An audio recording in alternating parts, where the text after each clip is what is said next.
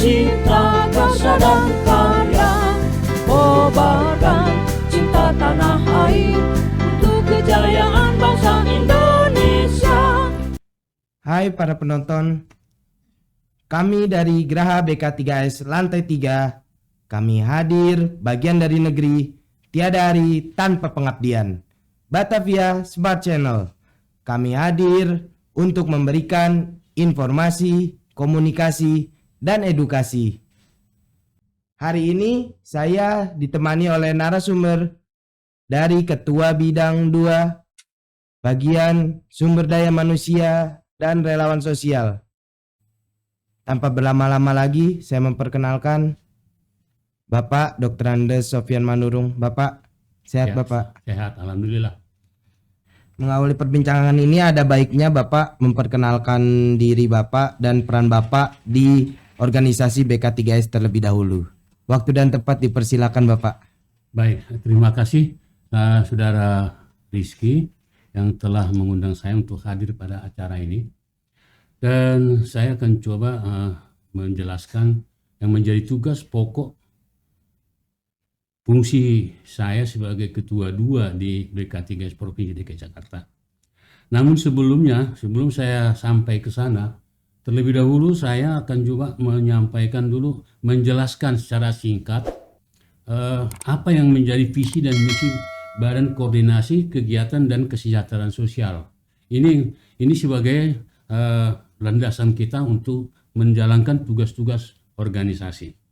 Nah, adapun visi misi dari BK3S Provinsi DKI Jakarta adalah visinya itu terwujudnya lembaga koordinasi dan kegiatan dan lembaga serta kemandirian masyarakat dalam terwujudnya lembaga koordinasi dan kegiatan kesejahteraan sosial yang profesional, terbuka, independen, dan mandiri. Ini menjadi visi BK3S. Selanjutnya, kalau kita lihat misi ini adalah mengembangkan kemampuan dan kualitas SDM dan lembaga serta kemandirian masyarakat di bidang kesejahteraan sosial melalui peningkatan koordinasi kegiatan dan kemitraan.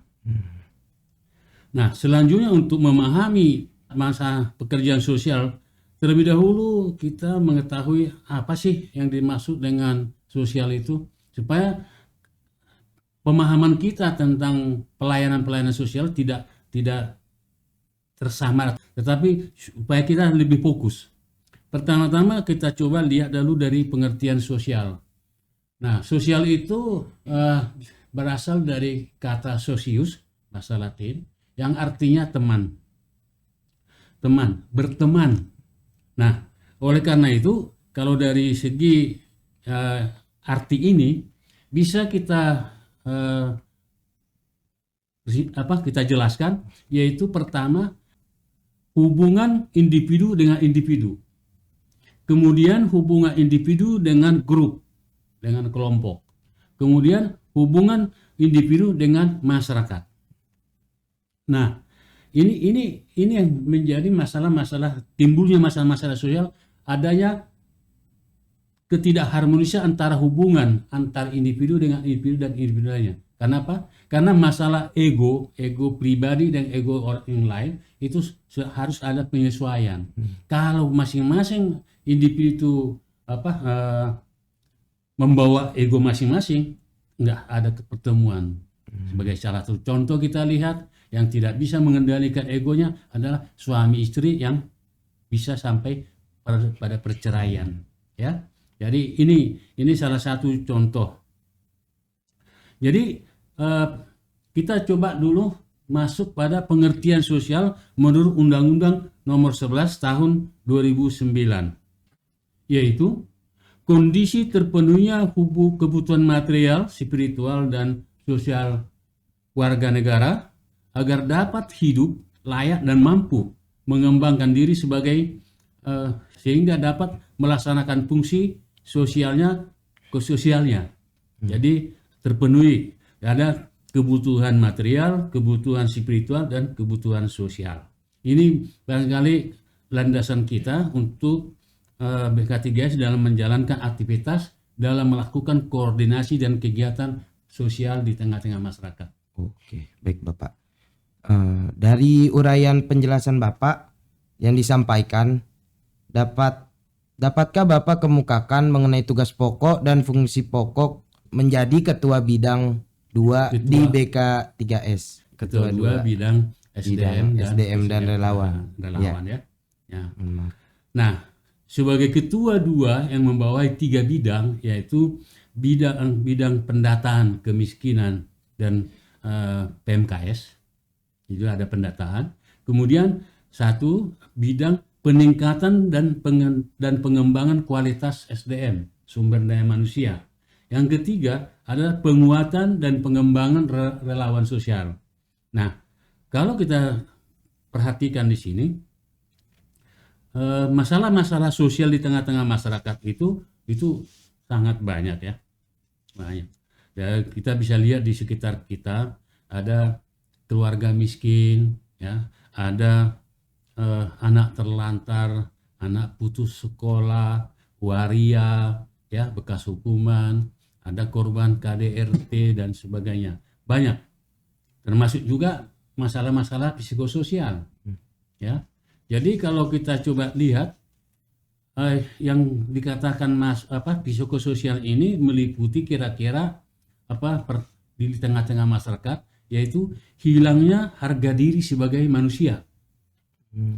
Itu ciri-cirinya ya. Jadi bisa dikelompokkan lah. Nah, yang kedua bisa kita lihat komplikasi antara cedera fisik yang kerap kali menimbulkan kecacatan dan cedera psikis atau trauma. Kemudian terjadinya ada di tengah-tengah masyarakat juga perkembangan kecemasan dan trauma. Ini berkelanjutan yang menyebabkan terjadinya kelumpuhan mental kronis berupa ketidakmampuan mengambil keputusan. Nah, juga psikososial yang lain yang ada di tengah-tengah masyarakat bisa dikelompokkan juga pada prasangka berlebihan terhadap lingkungan sosial. Itu bisa kita perhatikan, ya. Ada suatu individu yang tidak bisa bersosialisasi di tengah-tengah lingkungan. Kemudian ada yang merasa berdosa dan cap stigma, ya, cap stigma. Kemudian ada juga kelompok menarik diri dari lingkungan sosial. Selanjutnya bersikap berperilaku memusuhi lingkungan sosial. Ada, ya. Jadi karena dia tidak bisa beradaptasi, dia jadi memusuhi lingkungan itu. Ya, itu. Jadi kemudian mengalami berbagai bentuk penyakit jiwa. Inilah merupakan kelompok-kelompok yang bisa kita kelompokkan dalam psikososial. Kurang lebih seperti itu ya Pak. Menurut Bapak, apa upaya BK3S DKI Provinsi dalam penanganan masalah penyandang masalah kesejahteraan sosial dan psikososial? Ya, baik. Nah, ini sudah menyangkut pada tupoksi saya. Yang pertama saya mau menjelaskan, di tengah-tengah masyarakat itu tadi sudah kita gambarkan tadi jenis-jenis masalah sosial, masalah kesejahteraan sosial, dan juga masalah psikososial. Nah, yang salah satu yang kita koordinir adalah pemerintah sudah melakukan berbagai pelayanan terhadap masyarakat, namun belum menyentuh keseluruhan. Artinya di tengah-tengah masyarakat itu masih ada masyarakat yang belum terdeteksi oleh pemerintahan. Nah, ini merupakan salah satu tujuan atau fokus daripada BK3S, mendata mereka untuk kita usulkan masuk pelayanan daripada pelayanan masyarakat melalui negara. Ya, itu satu. Yang kedua, kita usulkan masuk ke negara, dan juga kita berusaha menghimpun potensi-potensi sumber masyarakat yang bisa mengalokasikan dananya untuk kita salurkan kepada mereka. Ini juga merupakan bagian dari kita. Nah, tetapi di samping itu juga keluarga-keluarga yang mengalami masalah kesejahteraan sosial ini, kalau memang karena ketidakmampuan atau karena skill atau keterampilan tidak punya, BK3 memberikan sarana, ya, memberikan sarana untuk melatih. Jadi yang pertama tadi bidangnya adalah memonitor, mencatat yang belum terlayani oleh pemerintah. Nah, kita himpun, nah untuk kita berikan pelayanan. Jadi PMKS itu, karena sebagai salah satu contoh di tempat saya, di kompleks saya masih ada disabilitas yang sudah 22 tahun disabilitas belum mendapatkan pelayanan dari pemerintah. Padahal semua sekarang ini kita tahu pemerintah sangat konsekuen untuk memberikan pelayanan terhadap disabilitas. Nah, itu bidang. Jadi bidang untuk mendata PMKS, mendata masalah-masalah sosial yang belum mendapat pelayanan. Jadi kita coba menerjemahkannya nanti untuk kita berikan pelayanan-pelayanan sosial, baik kita masukkan dalam program pemerintah maupun kita programkan melalui CSR-nya badan-badan pemerintah atau badan-badan swasta. Kemudian bidang lain yang menjadi garapan kita juga adalah bagaimana meningkatkan pendidikan. Sekarang kita tahu bahwa era pendidikan itu sudah melalui digital. Benar-benar. Ya, melalui digital. Nah, oleh karena itu masyarakat ini kita coba melatih pengetahuan keterampilan di bidang digital. Misalnya ada masyarakat yang belum mampu berusaha, kita coba melatih mereka untuk diberikan keterampilan dan pengetahuan. Ya, jadi ada dua tadi. Yang pertama yang belum yang kita bisa layani memang harus membutuhkan pertolongan, ya, bantuan. Nah, kita coba salurkan. Tetapi ada juga bantuan dalam bentuk melatih mereka supaya fungsi sosialnya bisa berjalan. Itu ya, baik dari segi digital maupun dari segi upaya-upaya ekonomi produktif yang bisa melakukan. Terus yang ketiga, tadi saya gambarkan bahwa BK3 juga punya mendeteksi atau memonitor kondisi di masyarakat, terutama di daerah-daerah pemukiman rawan, rumah-rumah yang padat penduduk itu agak sedikit bisa terjadi masalah-masalah tengkaran dan sebagainya. Nah, untuk itu BK3 mencoba membuat satu gerakan tengah-tengah masyarakat, bukan gerakan maksudnya, suatu program yaitu membuat satu program satuan tugas sosial, Satgasos, dalam bentuk relawan. Jadi relawan-relawan sosial yang punya kepedulian tentang masalah sosial di lingkungannya, kita rekrut menjadi relawan sosial BK3S. Tujuannya adalah yang pertama, mereka itu memberikan data kepada BK3S. Data itu yang mereka belum mendapatkan sentuhan dari pemerintah pun dari mana-mana, ya. Itu. Jadi kita coba, mereka rekrut minta catat, dilaporkan ke kita. Yang kedua, relawan ini mencoba kita latih dia supaya bisa membantu, ya, membantu pengetahuan, membantu yang bermasalah kemana dia harus melakukannya, ya. Nah, artinya relawan sosial ini merupakan perpanjangan tangan atau mata BK3S di tengah-tengah lingkungan untuk mendeteksi masalah-masalah sosial. Itu. Kemudian juga karena setiap relawan yang kita rekrut itu adalah orang-orang relawan yang punya potensi dan tentu sudah harus dibekali oleh keterampilan, ya, keterampilan konseling, ya, keterampilan dasar-dasar pekerjaan sosial, ya, tentu terus lokasi-lokasi rujukan dan sebagainya. Maksudnya adalah bahwa setiap relawan itu apabila menemui masalah sosial, dia tahu kemana akan dibawa. Ya tentunya dia akan laporkan dulu ke kalau mendesak kan harus dirujuk ya. Tapi tetap dilaporkan ke BK3S. Nah, inilah menjadi perpanjangan tangan kita di tengah-tengah masyarakat. Bagaimana BK3S bisa mampu memberikan satu solusi bantuan terhadap anggota masyarakat. Banyak kasus-kasus yang coba kita rujuk ke pemerintah dan juga kita coba juga kita salurkan melalui CSR para pengusaha. Jadi contoh misalnya ada yang butuh kursi roda. Nah, kita coba carikan donatur-donatur untuk bisa membantu. Nah, bantuannya bukan diserahkan ke BK3S, tapi orang itu langsung menyerahkan ke lokasi yang membutuhkan. Jadi, supaya kita terbuka ya, terbuka. Jadi orang yang kecuali kalau yang memberikan bantuan menyerahkan sepenuhnya kepada BK3S, tentu akan diserahkan ke BK3S tentu dengan laporan cara foto dan sebagainya. Jadi inilah gambaran. Jadi itu tadi masalah penyandang, masalah kesejahteraan sosial.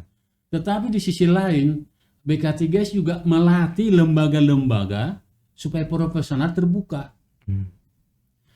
dan mandiri.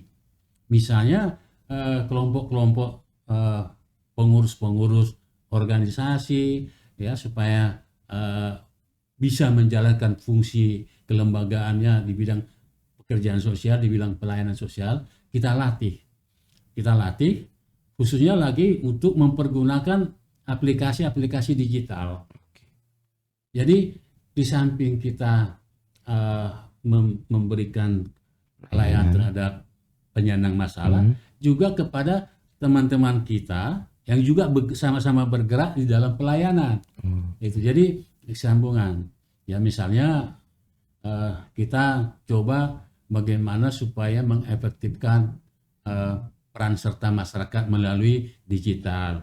Kan sekarang ini semua nggak proposal lagi, tapi sudah mulai keterbukaan melalui media elektronik, melalui medsos dan sebagainya. Ini harapan kita sebenarnya ke depan ini masyarakat itu jadi tidak hanya pemerintah yang menangani, tetapi kita juga memotivasi masyarakat untuk turut serta dalam penanganan masalah-masalah sosial.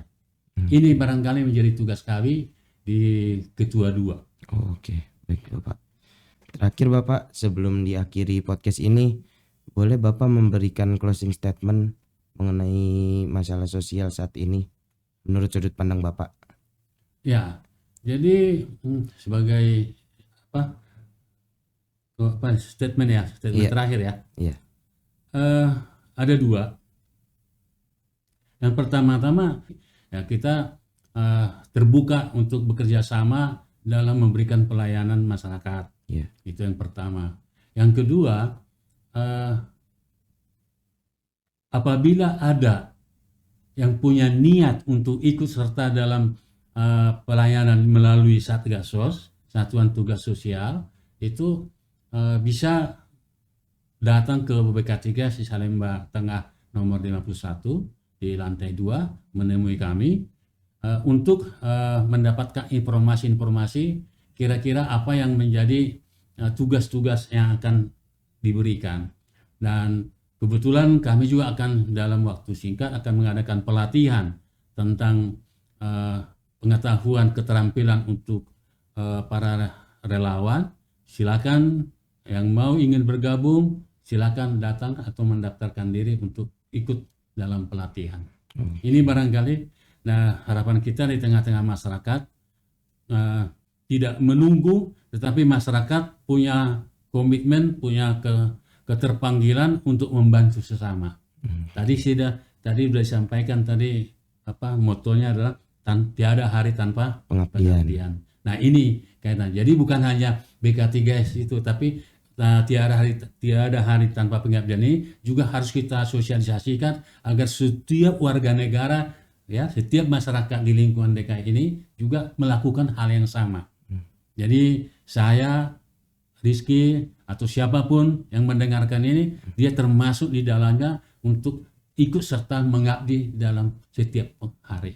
Ini barangkali yang menjadi harapan kami, harapan kita.